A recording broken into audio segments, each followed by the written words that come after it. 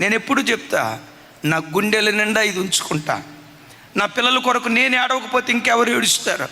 ఉదయం భోజనం చేసేటప్పుడు, టిఫిన్ చేసేటప్పుడు ఆ భోజనం ముందు పెట్టుకొని ఏమంటాను తెలుసా? దేవా, ఇది ఎవరి కష్టార్జితం ద్వారా మాకు అనుగ్రహించబడిందో, సేవకురాలునే, ఇది ఎవరి కష్టార్జితం ద్వారా ఇది మాకు అనుగ్రహించబడిందో, ఈ మెతుకులు మేము ఉద్యోగం చేసి సంపాదించినవి కాదయ్యా, మేము వ్యాపారం చేసి సంపాదించినవి కాదయ్యా.